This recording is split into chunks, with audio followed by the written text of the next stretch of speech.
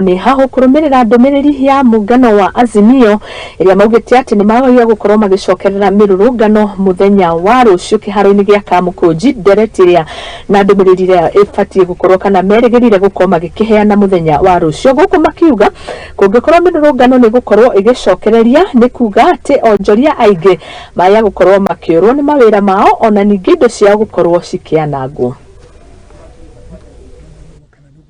Tunaomba Inspector General achukue hatamu zake vikikamilifu za sheria, aweze kuturindia maisha yetu sisi wakina baba na wakina mama na watoto, haswa wakati huu ambao watu wote wanakubali kuona challenges ambazo zinazidi kusolviwa na government. Tunaomba hayo maandamano yasitizwe kabisa na yasiweko, kwa sababu already budget allocation imesha somwa. Tunastahili tugojee kama kweli vile wanavyosema kuhusiana na maisha hayo, kwa sababu budget imesomwa na imediscussiwa parliament. We have to give the parliament what it has endorsed a chance to be experimented.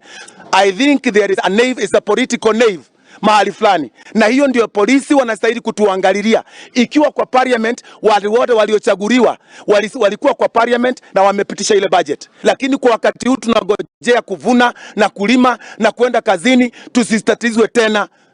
Jambo hili ni jambo ambalo si halifai katika hasa kwa nchi ya Kenya kwa wakati huu, maana tayari budget imesomwa, na hii budget imesomwa kwa ajili ya wananchi wa Kenya ili waweze kuangazia mambo ya 2023 na 2024 ili tuweze kuwa na maendeleo ambayo inakabidi shida za wananchi hasa wa chini na wale ambao wako katika viwango ambavyo wanahitaji msaada wa nchi ya Kenya.